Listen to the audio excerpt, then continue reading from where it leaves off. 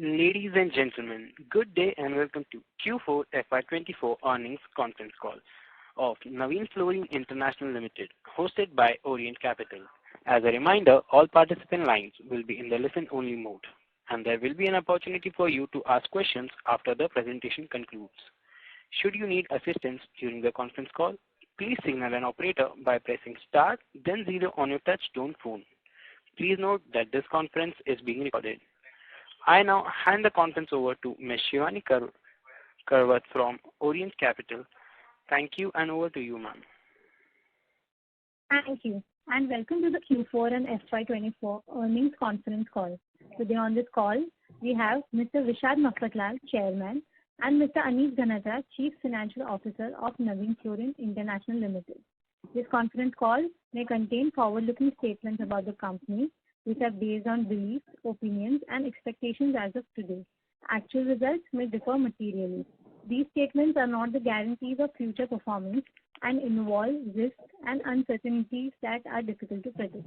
A detailed safe harbor statement is given on page number 2 of investor presentation of the company, which has been uploaded on the stock exchange and company website. With this, I now hand over the call to Mr. Vishad Mafatlal for his opening remarks. Over to you, sir. Ladies and gentlemen, I would like to welcome you all to Q4 and FY24 earnings call. I am joined by our CFO Anish and Payal from Orient Capital, our investor relations advisor. I hope everyone got an opportunity to go through our financial results and investor presentation, which has been uploaded on the stock exchange as well as our company's website. Before I start with my comments on the business performance, I would like to brief you on some key developments at Navin Fluorine. I am pleased to welcome Mr. Abhijit Joshi to our board as an independent director. With recomposition of the board imminent in the near term, as independent directors complete their respective tenure, Abhijit would be a great addition to our diverse and experienced board. Abhijit is a founding and managing partner of Veritas Legal. He has a legal career spanning over 3 decades. Over the years, Abhijit has advised various business houses, promoter families, global conglomerates, and large private equity houses across industry sectors on numerous complex deals and cases. The board and I have progressed on the search for a new CEO and have narrowed down our selection and are hopeful of concluding the process very soon. It gives me pleasure to inform you all that the board of directors today has recommended a final dividend of Rs 7, 350% per share of Rs 2 each.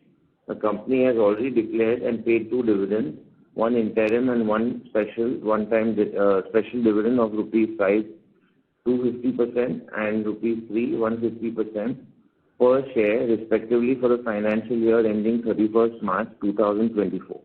The total dividend for the financial year ended 31st March 2024 works out to Rs 15 per share, 750% per share of Rs 2 each. Moving on to some key updates on the operational performance of the business. Despite global headwinds, I am pleased to say that we have delivered robust performance across HPP and specialty businesses, while the performance in the CDMO business is below our expectations.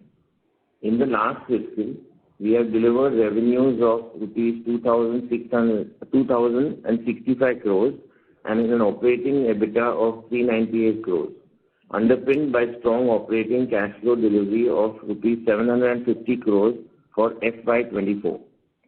Starting with the HPP business, we worked jointly with Honeywell to ramp up our plant at Dahej, and the same has stabilized. Plant's production during the quarter was significantly higher than any of the last 3 quarters. Our HF plant, R22 and R32 plants are running at full capacity for another quarter in a row. R32 plant achieved higher than rated capacity in the last quarter. As anticipated, we are witnessing positive trends in the domestic pricing of R32. Current weather conditions plus growth in home appliance industry should drive growth in the refrigerant gas business. This reaffirms our decision to double our R32 capacity, which will be operational by Feb 25. The capex is progressing well. Our AHF project for adding 40,000 metric tons of hydrochloric acid capacity at Dahej is also progressing well and is as per schedule. Moving on to the specialty business. Aggressive measures from inventory reduction by global agchem majors coupled with dumping by Chinese players have impacted the agchem demand, albeit impacting more to players in the generic space. We are much better placed to weather the headwinds due to long-term take-or-pay contracts for dedicated plants and our continued focus on innovative molecules for our customers. Further, our strategy to launch 3 to 4 new molecules every year provides a pipeline of opportunities to our MPP assets.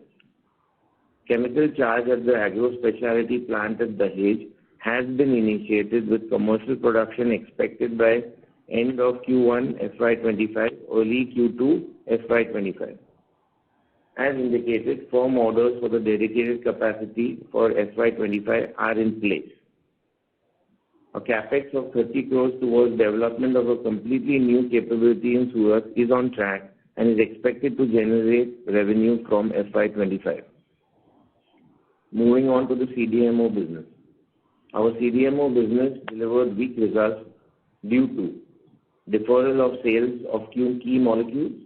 Few early-stage molecules of our customers did not get validated to the next phase.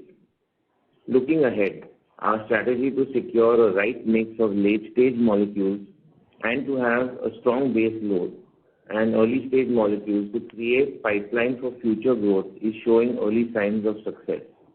We have secured visibility of orders from existing MSA with European CDMO for FY25. Completed validation campaign for one late-stage molecule from a UK pharma major. Received PO for 2 new late-stage commercial molecules for a European and a US major. All these are very exciting and promising opportunities with a blockbuster peak revenues for the end product drugs. Given the nature of the business, these will take time to mature at our customer's end with validation process, etc. And some of these will play out in the quarters to come. We also announced a capex of 288 crores towards setting up a CGMP4 facility to be future ready. Phase 1 for this capex has started and we are progressing as per schedule. During the quarter, I have also continued my customer connect by visiting existing and new customers across businesses and geographies. This is aligned with our strategic priority to expand the customer base in the US, Europe, and the Far East. We have also started exploring opportunities for our performance advanced material businesses. At Navin, we have always believed in continuously striving for excellence and building collaborative relationships with our customers. Finally, I'd like to end by stating that the year has been tough for the entire industry, though our mid and long-term view of our businesses remain intact. Our focus remains to driving the businesses sustainably over the long term by ensuring a focus on manufacturing excellence while pursuing disciplined growth. I thank all of you for your reinforcement and trust upon us. With that, I will hand it over to Anish. Thank you, Vishad Bhai. Good evening and thank you all for attending the earnings call. Let me take you through business-wise performance for the quarter. Our specialty business sales increase reflects the availability of full quarter capacity at Dahej, higher utilization at Surat, and addition of new molecules within our product portfolio. In the last quarter, we added 1 molecule at Dahej and 2 molecules at Surat, including a performance material molecule. Our HPP business revenues increased due to capacity addition of R32, which got offset by muted export realizations and lower HFO. Domestic R32 prices are witnessing a positive uptrend. The challenges faced at the HFO plant are behind us now, and the plant is operating at higher utilization. The sales of this plant is significantly higher in the quarter than in the previous 3 quarters, in comparison to the previous 3 quarters. Our R32 plant has also achieved higher than rated capacity during Q4 FY24. Our CDMO business revenues in the last quarter were below its potential. We have indicated in our earlier call as well. The expanded MSA with the European-based CDMO customer is promising and expected to contribute, along with renewed business development effort, to growth from second half of FY25. Of FY25 expected sales from European MSA, we have 50% of the order in hand for FY25. Our future strategy for this business is to develop solid pipeline emerging of late-stage and commercial opportunities. In this direction, we have completed a validation campaign for a late-stage drug for a UK pharma major in Q4. We have secured a PO for validation campaign for a late-stage drug for a EU major pharma player. Further, we have POs in hand for 2 RSMs for delivery in calendar year 25 for a drug recently approved by FDA for commercial launch for a US major customer. Moving on to the financial performance of the company in Q4 and FY24.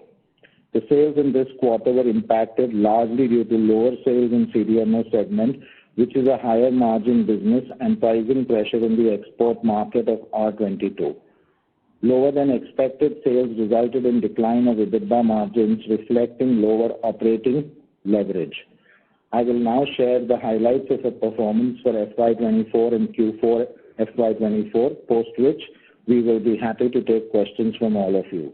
For FY24, on a consolidated basis, the company's reported revenue from operations of 2,065 crores as against 2,077 crores in FY23.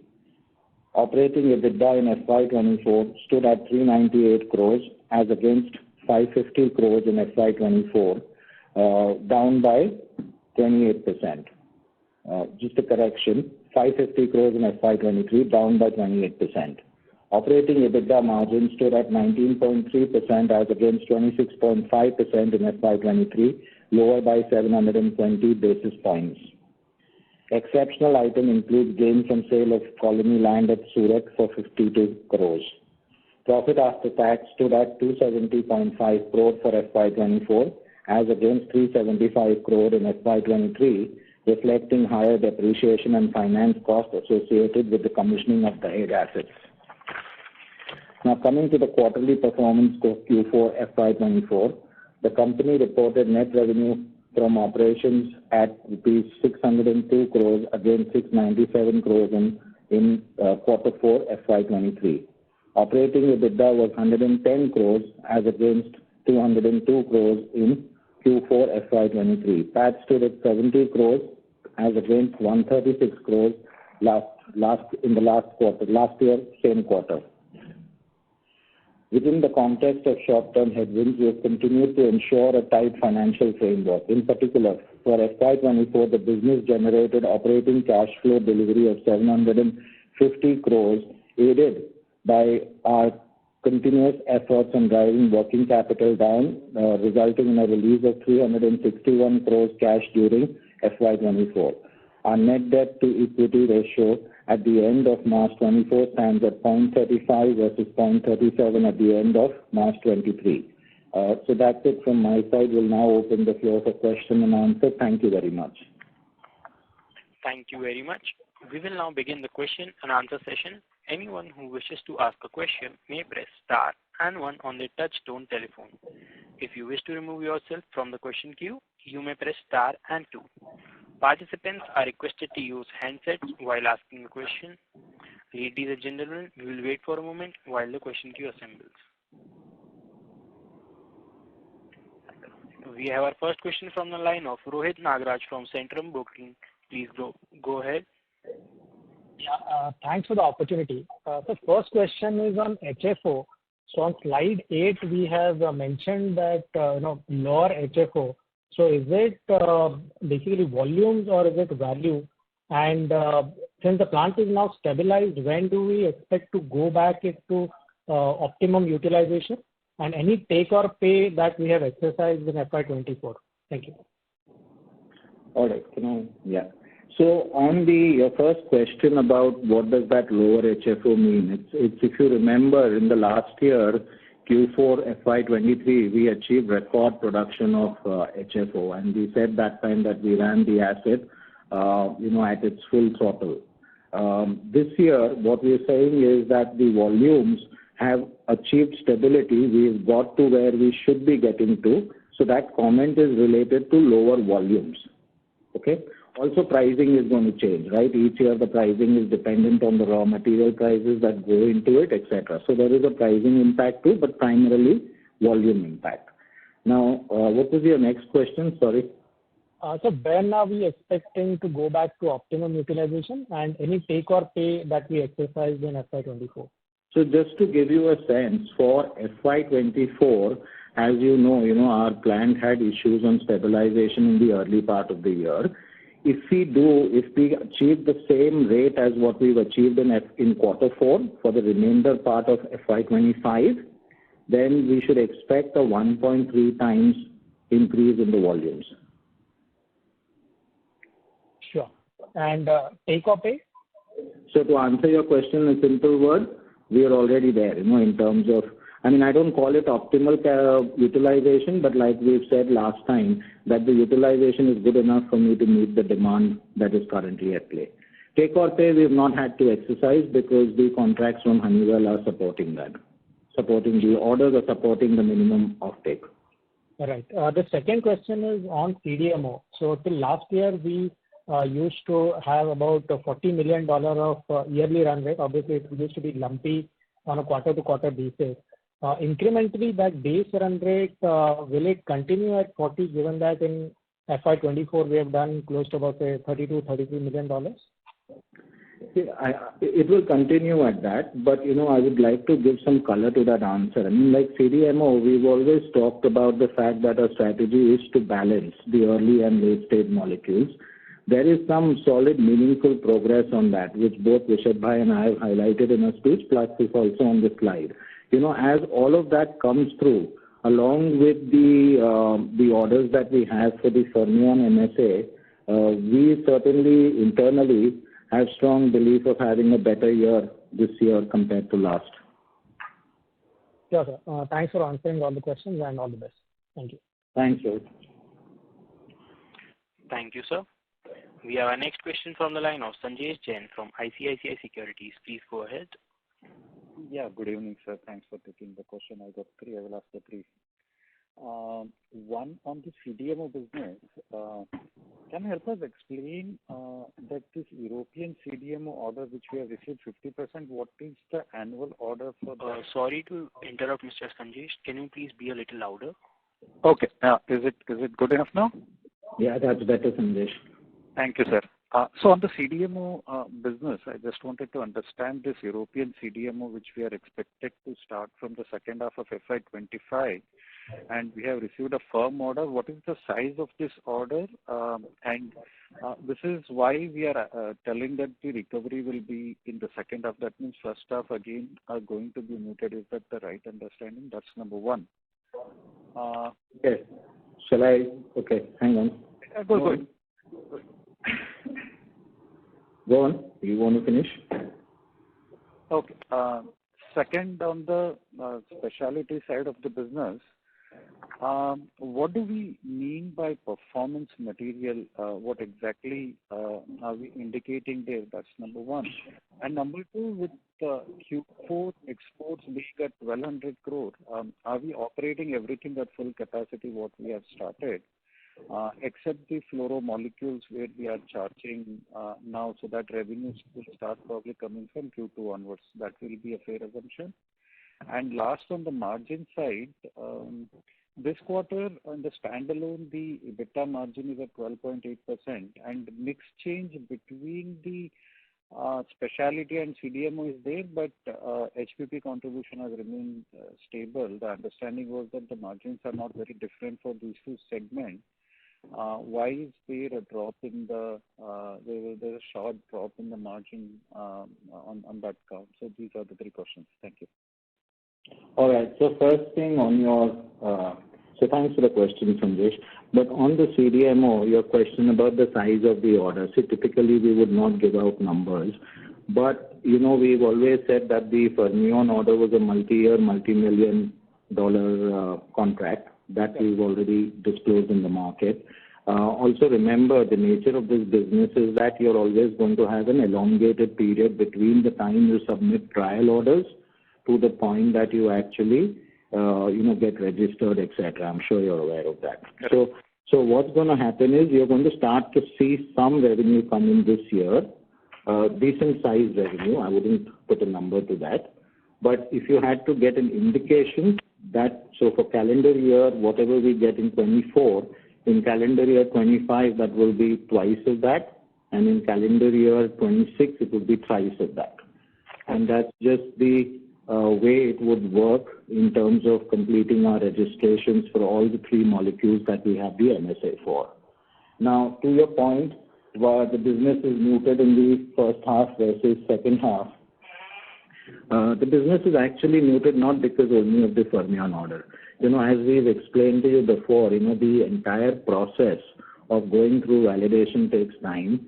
We are at where we are in this quarter in terms of, performance that we are also not satisfied internally, simply because our order books are weak, right? And we're addressing that. We're working that to make sure that our development teams are focused. We have a strategy around addressing which customer, what molecules we want to target. As we progress on that, we will keep you guys updated as we've done today, but that will take some time to play out. So our current estimate is that will start to play out in the second half of this year rather than the first half of this year. Mm-hmm. Okay. Now, your question on the specialty business in terms of performance material, what? So performance materials are basically, all the emerging materials in both, whether you call them performance or advanced materials, but they would be things like solar grade HF. You would also have semiconductor grade HF into that. We will also have some advanced materials that go into specialized applications, that have significantly better effectiveness in achieving the desired outcomes in those industries. And so, for example, you could have, things which go into the IT centers, data centers, to bring energy efficiency, etc. Yeah? Got it. This is the electronic division which we were earlier indicating. Is that a fair assumption? You could call it that. The reason why we are calling it advanced material because it goes beyond just electronic applications. Okay. Yeah? Got it. Okay. The third point around margins. Now, again, I'm going to talk through on the consolidated level. On the consolidated level, the margins are lesser than last year and significantly lesser. One has to look at that, but that is a result of 2 things primarily. One, the fact that our CDMO contribution into that revenue is far lower compared to last year, CDMO being a high margin business. Second is the ref gas prices compared to last quarter and this quarter that we are talking about are very different. And again, I'm sure you're aware of that, yeah? So those 2 things drive the margin. Having said that, in the last call that we had, we talked about a 15% margin when we reported Q3 numbers. Mm-hmm. And we talked about a journey from 15% to 20% to 25%. Okay. And if you remember that conversation, we are already past more than halfway through the 15 to 20% journey. Mm-hmm. In the coming quarters, we will take that journey further. And as the operating leverage comes in with the projects, both in your dedicated agro projects or the CDMO or in other ways, you will start to see the operating leverage play out, taking the revenues to 20% plus. Got it. On that specialty way, have we completely exhausted the capacity in MPP and dedicated now in this quarter? So, the only way I can articulate that question or answer that question is actually through referring back to the power conversations, yeah? Okay. So the dedicated molecule plant that we had in the Dahej, which is already operational at a capex of 125 crores, if you remember that. Correct. We've already achieved the power for that in FY24. Okay. Yes. MPP1, which we've always called as capex of 195 crores. For FY24, we are at 80% of the par level indicated. Oh, okay. Okay? Got it.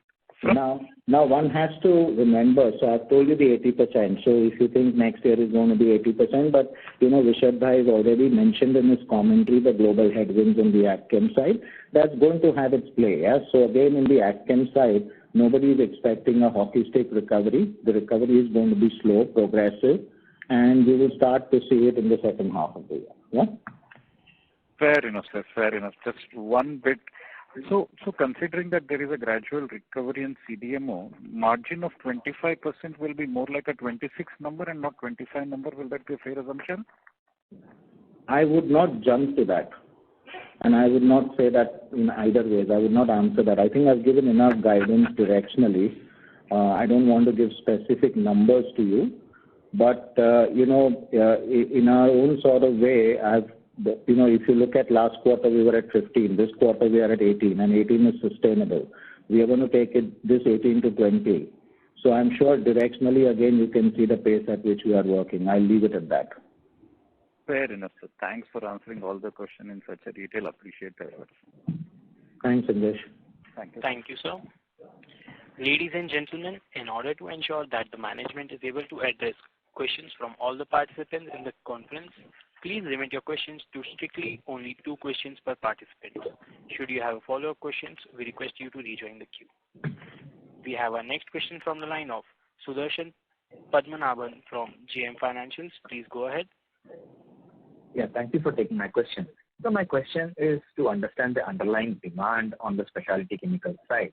So we have seen the fourth quarter to be much better than the previous 3 quarters. You had talked about, at least the agrochemicals being a pain. If you can, throw some color with respect to where are we seeing, the longer term demands coming in from, on a quarter to quarter, the growth that you are seeing, is it a reflection of an improved demand environment or is it, largely driven by restocking? Some color on this. Okay, so thanks, Sudarshan. See, again, and again, you guys know this better than me. Every global industry player has talked about the AgChem environment, and we are no different in that, okay? So on the AgChem environment, if you look at the full year, the year has been full of challenges, both in terms of the uncertainty on demand, the impacts from higher for longer interest rates, the impact that has on the end farmer behavior in terms of the stocking mentality, in terms of the dumping that's going on from China at cost. So there are several headwinds in that space, right? Now, we are in a relatively fortunate space because we have a good mix of innovator products which tend to remain more protected compared to the generic AgChem players. So to some extent, we have the protection, but having said that, when prices are cheap, the farmers may find substitutes, but those substitutes are short-term behavior changes. In our interaction with the customers, everybody expects that to come back. And again, if I look at the whole year, we would see that demand coming back towards the Q3, Q4 of this year rather than sooner. So we do expect the first half to remain muted compared to the second half. Second half of the fiscal, we are expecting recovery, but not a hockey stick type recovery. The recovery will be gradual and progressive. Does that answer your question, Sudarshan? Yes, sir. The second question from my side is on understanding the CRO CDMO space.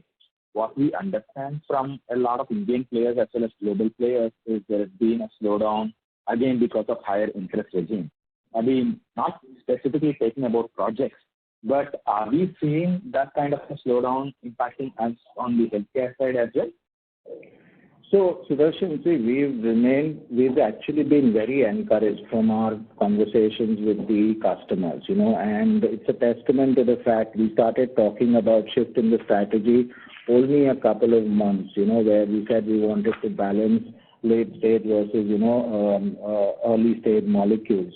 And as that strategy comes into play, we are extremely pleased with the reception we've had, the 3-4 examples we've shared today on the call. I don't want to talk about numbers, but they're very, very promising prospects. Having said that, small biotechs, large, if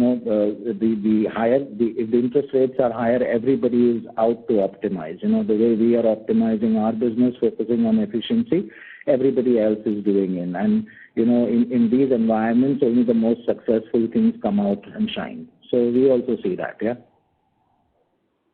One final question before I join the queue is on the refrigerant gas. We have heard a lot of our peers talking about competition from China, and even we have seen a lot of issues or, pain in the past. We are seeing, as you had mentioned, green shoots over here. So can you, given that we are putting capacity, in here that R32 coming up, can you throw some color with respect how do we see, the pickup that's happening here, both in terms of the volumes as well as in terms of pricing?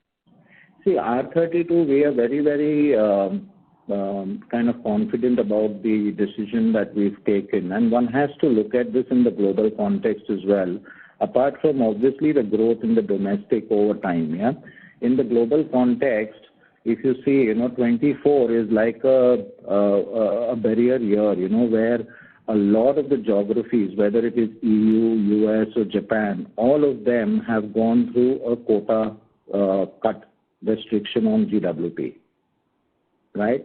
China is already under a restricted regime under the quota. So today they are not able to do what they did last year. Apart from that, China itself has its own quota for domestic and exports, which is not fungible. So, all of that starts to play into over time on how R32 will help the world transition to a lower GWP in the same way that it will do for India. So we remain very, very confident of what the decision we've taken and the prospects of R32 both in the short and the long term. Sure. Thanks a lot for your elaborate answers. I'll join back. Thank you, sir. We have our next question from the line of Chetan Thakkar from Ask Investment Managers. Please go ahead. Good evening, sir. Good evening. So just one question. I see a contractual liability of 90 crore on the balance sheet. What does that pertain to? So, again, a good question, Chetan. So, what has happened over there is, our customer wanted to bring in greater flexibility to the dedicated agro plant that we are currently commissioning. And to do that, they have actually funded the capex associated with it, which is a great sign of the confidence and the relationship we have with them. So that represents primarily that number. So once the revenue comes, that gets offset. Sorry? Once the revenue starts getting booked, that will get offset. That will be a fair understanding. Oh, yes. But, we are upgrading the asset as we speak to make it more flexible to cater to higher level of molecules. And, again, the customer's funding that. Eventually, that will be seen in our top line as we continue to commission the plant and start delivering the revenues around it. So you're right.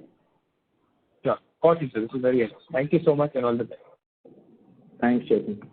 Thank you, sir.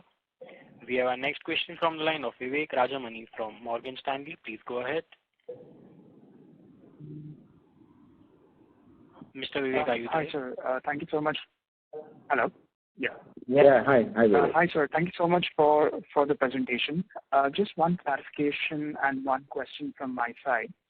I think in one of the responses to the earlier participant, you mentioned CY25 will be 2x of CY24 and, CY26 will be, 3x of CY24.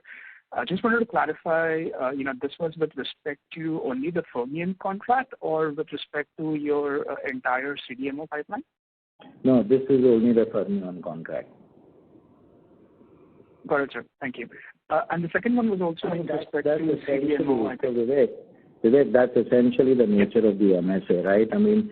We are going through our registration process, so it will start to trickle in. And we've always maintained this, that, visible revenues from the Fermion contract, you will start to see from calendar year 25 onwards. Sure, sir.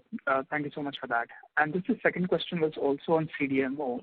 I think you've been talking about the strategy to, have a much better balance of, early stage and late stage molecules, which you guys have been working on. Just internally, just wanted to get your sense on, how long do you think the strategy is going to take before we start to kind of see this, reflected in the numbers from a volatility perspective? Thank you. So again, the Fermion contract is a commercial molecule. So this is not, this essentially is going to be in play even as we speak now. It's just the emphasis and our focus on how we target customers and how we target the molecules we're working on. And, it will always be a balance. So the strategy will start to see itself play out from second half of this year.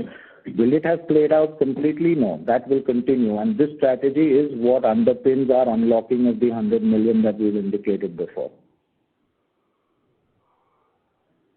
Sure.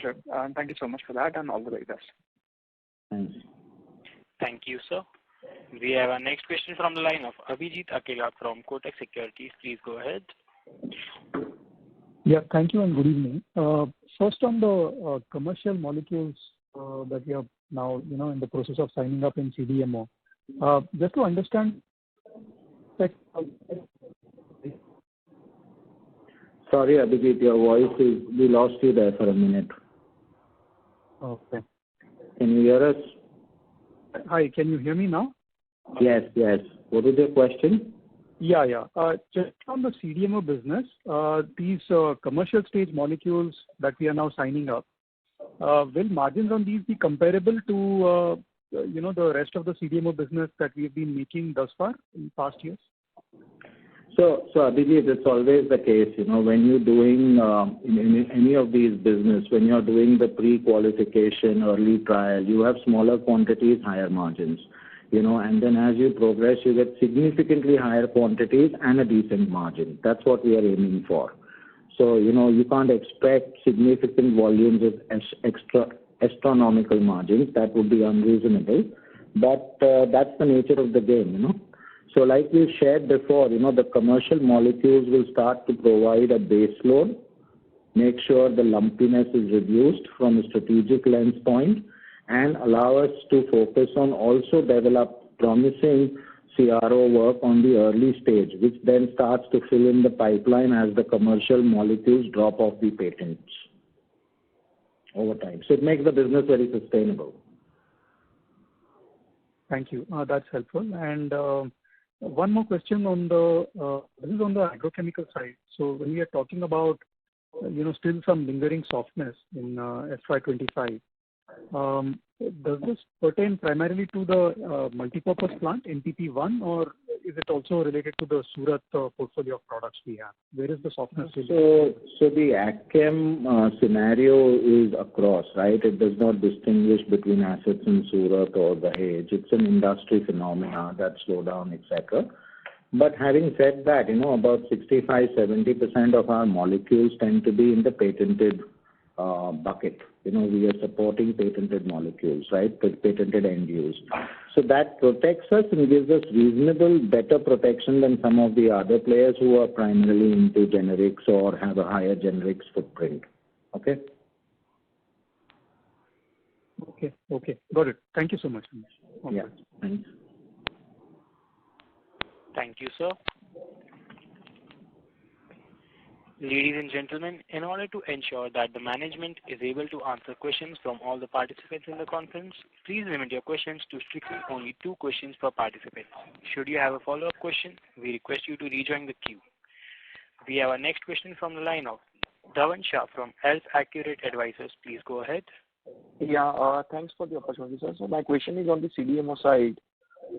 We mentioned that there is some, approval from the FDA recently for one of the drugs which will be, delivered in CY25.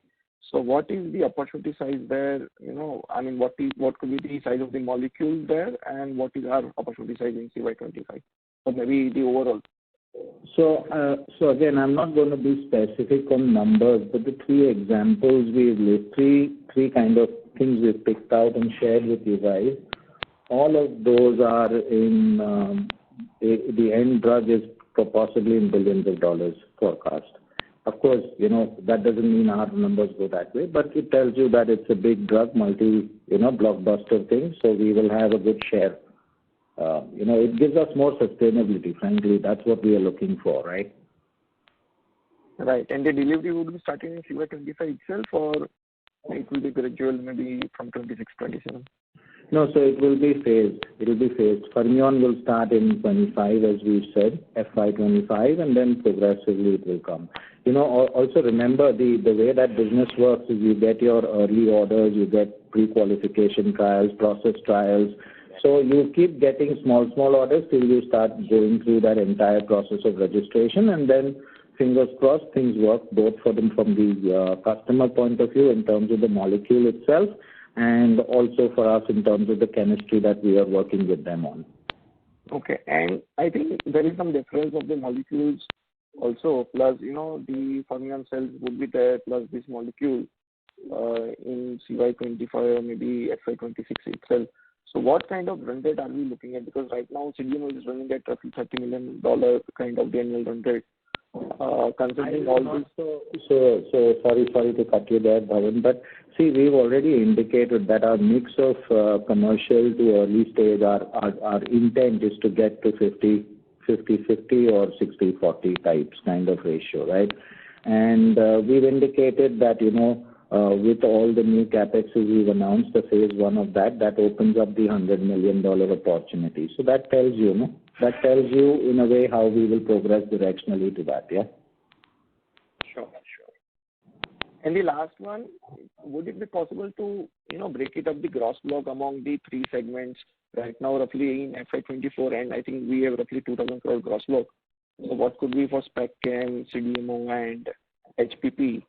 And what kind of, the peak revenues can we expect from this current capacity? So we don't do segmental reporting because for us it's part of the same value chain chemistry. So unfortunately, I won't be able to do that or share that with you because that's not how we look at the business, We look at optimizing it across the value chain. Sure, sir. That's all from us. Thank you. Yeah. Thanks. Thank you, sir. We have our next question from the line of Archit Joshi from B&K Securities. Please go ahead.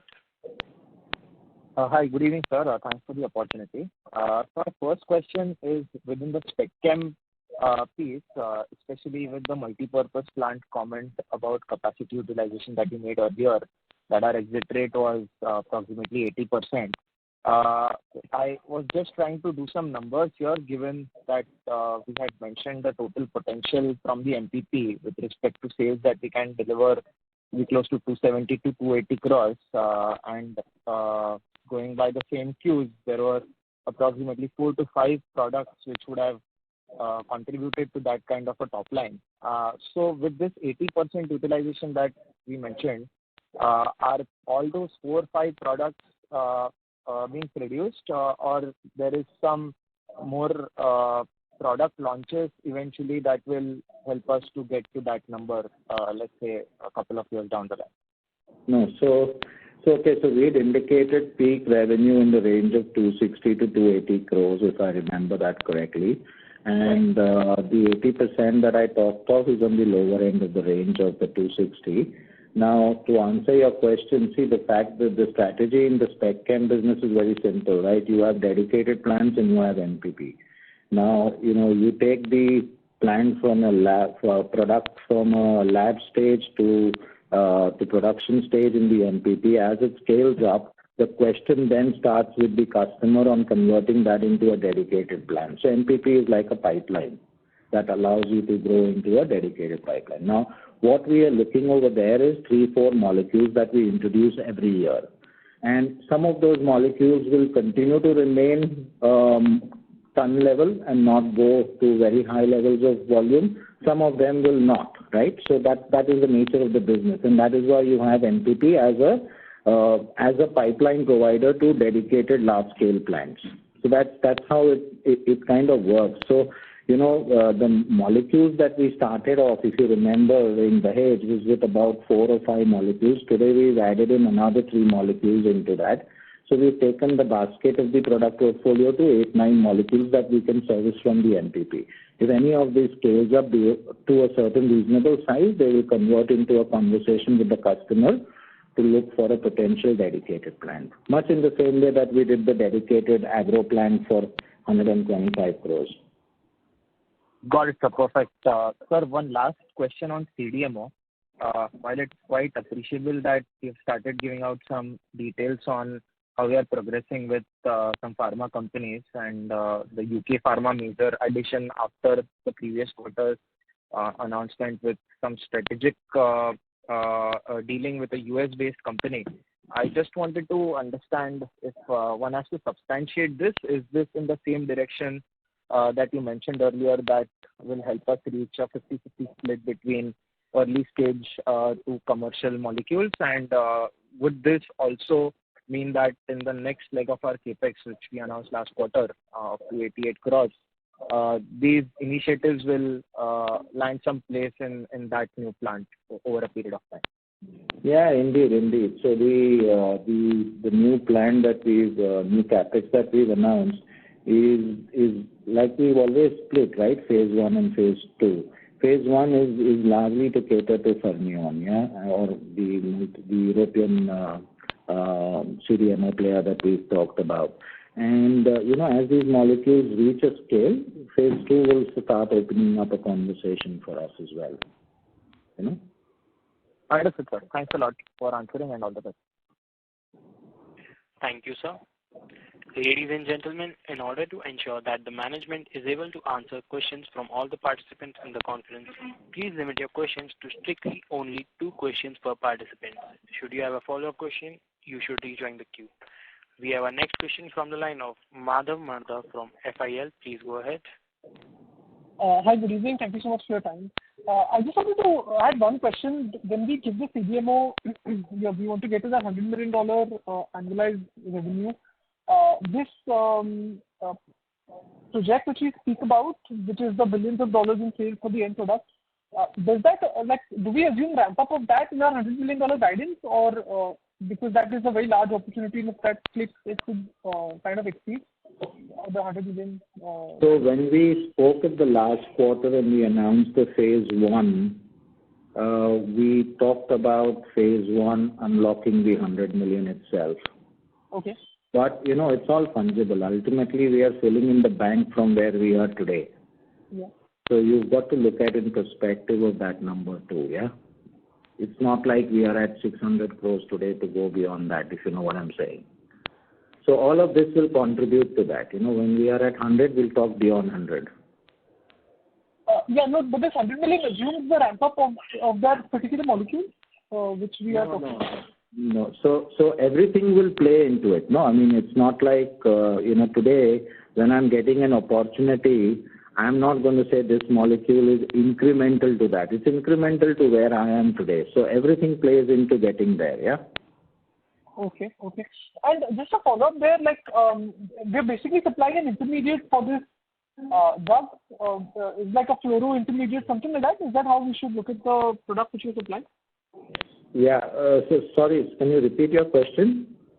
This product which we're supplying, or the molecule which we're supplying for this blockbuster drug, it's like a fluoro intermediate, something of that sort? Yes. All of them fluoro intermediate. Okay. All right. Thank you. Okay. Thank you, sir.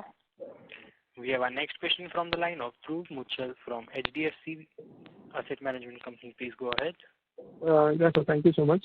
In the last quarter, you had mentioned that the HPP Honeywell contract would give about 450 crores revenue in FY25. Does that guidance remain, and is there any implication because of any raw material price movement for us to change or speak about guidance? No, that still remains intact. That doesn't change. So there should be no implication upwards or downwards because of the RM price movement? No, so again, we wouldn't go down that path. Today what we can see is in that range. But if it goes up, it goes up. I mean, I wouldn't sort of comment on it today. Right. But the guidance we gave is intact, yeah? Okay, sir. And the second question is just to get a summary on the spec chem. So this year, I think you're about 850 crores revenue. You have the 540 crores project coming up. But so overall, how should we see growth for the next year, say 25? What if you can give some guidance in terms of growth that you're expecting for FY25 in this spec chem? If you start, and I'll probably answer this on a more holistic level than just spec chem. If you look at our FY24 numbers and you start to think about what is Navin doing beyond that, which will start to see itself coming into light in FY25. Clearly there will be some contribution coming from the new R32 capex as that comes on stream. There will also be some contribution coming in, and I've indicated that just before, that the HFO plant that we've done this year, if I take it to next year, it's 1.3 times of that. So that will come into play in terms of growth. If the dedicated agro plant that we put into commissioning, at the end of June, early this, that will come into play. The CDMO growth that we've talked about will also come into play. So I've given you the building blocks, but I'll leave you to make the assessment on the numbers. Yeah. So just to clarify, because your comments, just to be sure, so you have these two entities, one entity and one dedicated, which is almost fully ramped up. There is no weakness in this segment. The weakness that we are seeing is probably in the new business or some of the existing businesses which are already weak. There the weakness probably could be there, but the existing contracts or entities, the dedicated and MPP, there the run rate of revenue should probably continue. So one has to remember, see, when you have a take or pay, that you'll always get the volumes, okay? In this market, in this scenario, all of us have to remain competitive. So, revenues will see pressure at some point because we have to get more efficient as we start to build this asset, and which we are doing. And which is why, whenever we talk about the strategy in Navin, everybody talks about, and particularly Vishad Bhai talks about operational excellence with disciplined growth, yeah? And that's the idea, that you come in, you bring in, you operate the asset efficiently, you share the results of that efficiency with the customer, and in the process actually get your growth as well, Okay, that's there will be a combination of everything, We have to be cognizant of the environment in which we are operating. Got it. That's helpful. And so quickly, what is the capex guidance for FY25?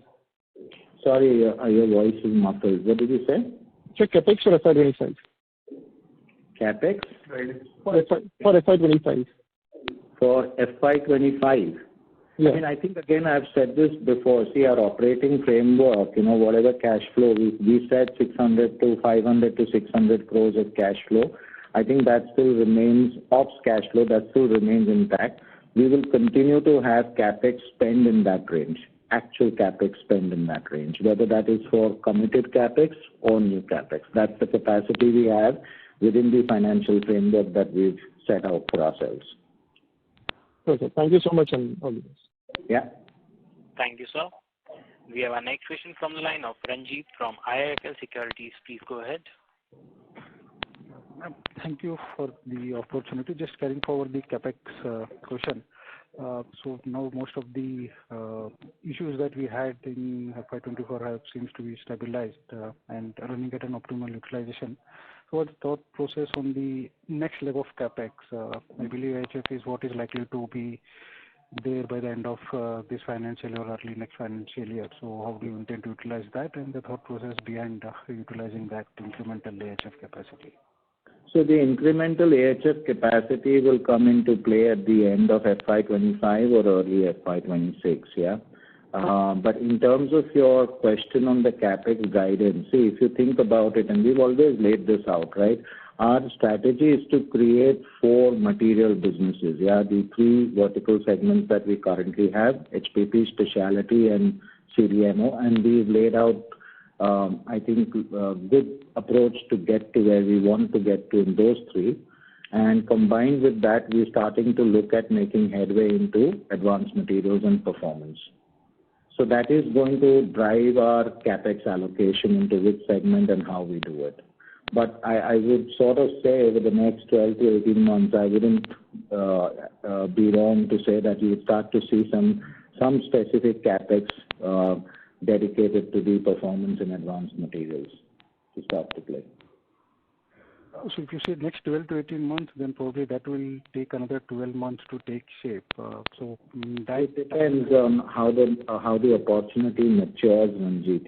See, a lot of this is, we are going to be very disciplined about this. We are going to make sure that, one, we have the technical capability on getting into what we are getting into, where we are getting into partnerships. We want to make sure those partnerships are with players that we can establish strategic relationships. So all of that will take time. We're not going to be under pressure to sort of accelerate some of this just for the sake of accelerating. So I'm giving you a very outer window, but that's not sort of where we are. I mean, if you remember, the entire fundraise conversation that we talked about was always indicated as growth capex to accelerate projects. And so we've created that flexibility in our financial framework that our internal cash flow, as well as the ability to raise further money to accelerate something if it's promising enough and the right thing to do from our commitment to our board, to our shareholders, and obviously in terms of the financials and economics around it. Sure. Thanks for that elaborate answer. Thank you. Yeah. Thank you. We have our next question from the line of Jason Soans from IDBI Capital. Please go ahead. Sir, thanks for taking my question. I just wanted to know, sir, when you go back, the breakup for the specialty chemicals usually used to be pharma 40%, agrochem 40%, and electronic materials of this industrial would be 20%. Now, in the wake of this weakness in the agrochemical segment, how does that revenue contribution look? And you've already given a lot of commentary on agrochem. So I just wanted some color on the outlook for the pharma and the advanced materials or the electronic materials, or whatever name we call it. Just some color on the potential for both these segments and the outlook for pharma as well as electronic materials. So in the spec chem business, the shift from pharma to agchem has been going on for some time. I mean, today we are possibly about 80-90% agchem driven, and we remain constructive about the agchem sector itself. See, ultimately the need need and the demand for agri products is not going anywhere. It is, it's going to remain. It's going to remain in terms of both the requirement to produce the agricultural products, as well as the demand for some of these products that allow the farmers to increase their productivity per acre. So that need is always going to remain. We might have these cycles come in and go out, but that need doesn't change. So our view of the sector has not changed while we are seeing some short-term headwinds. Yeah. So that's so much on the agchem. On the performance materials and advanced materials, again, they are very, very promising, and things will shape out. We have to be careful in terms of how we progress the opportunity there, the R&D work that we are doing in this space. And we don't talk a lot about it, but we are doing some R&D work ourselves. And also our discussions with customers, where we believe that our journey to get the technology is going to take longer, we will accelerate through the right partnerships. So it's going to be a combination of everything, But the opportunity on advanced material and performance science, I'm sure if you Google, you can pick up far more than what I can tell you. Sure, sir. So in spec chem, we are around 80 to 90% agchem, and probably 10-20% must be electronic materials. That's what you're saying. No.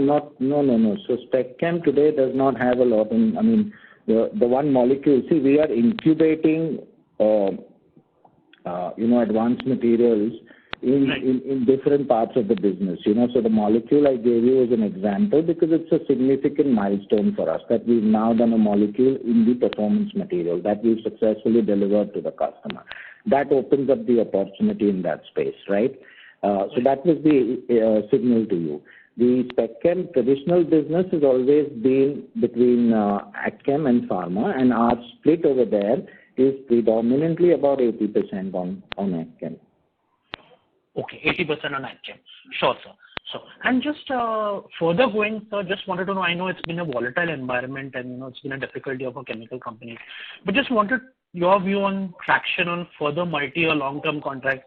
We've been winning, it's been some time, we have won some. So just wanted to know what's your outlook on further winning some multi-year long-term contracts going ahead. So, see, we've taken this call internally that, our sort of approach with customers will not be transactional where we are very comfortable with customers. We will get into a strategic relationship. We know that global majors are all looking to create network flexibility, and we want to be available to them, and we want to make sure that we participate in that journey. And so that relationship will not be transactional. But yes, as we get into those contract discussions, we are here to work with them and work on those long-term contracts. So that is the nature of the business, But we're always going to have a balance between long-term take-or-pay contracts and a product play. So, for example, the R32 capex that we announced in the last quarter, and we signaled to the market that we are in the product play in the refrigerant gas business, and we want to participate into India's journey on going from a high GWP to a low GWP product, and we will play our part into that. Sure, sir. Sure. So it will be a combination of things. Sure, sir. Just lastly, if I can squeeze in, there have been enough questions on CDMO. But, sir, just, in terms of a performance perspective, there were, big plans as such. And, of course, FY24 has been weak in that perspective. And it's quite heartening to know you have a lot of things in the pipeline. So, but just, what has transpired in these years? Of course, you want to scale up this business. But is it a lot of increased competitive intensity from other CDMO players? And how do we just plan to, correct the situation? Just wanted your thoughts on it. So, again, CDMO player in pharma, we've always been an early proponent in that business. 2011 was when we actually made our entry into that by acquisition of the MOL business in UK, yeah? Right. And it's been an evolution from there. We have evolved, yeah? And that's where we've kind of used our own learnings over the years to develop our strategy that we think will work for us, and that's aligned with what the market needs. But we remain very constructive of that segment, So in terms of your question on what drives it, there are different things. I'm sure you read about the Biosecure Act recently as well being talked in the US. And, that will have its own drivers. So there will be different drivers at different points in time, but our long-term view remains intact, on that. Sure, sir. Thanks for answering all my questions. Thank you so much. Thank you. Thank you. Ladies and gentlemen, due to time constraint, please limit your questions to strictly one per participant. We will take last two questions for the day. We have our next question from the line of Surya Patra from Phillip Capital India. Please go ahead.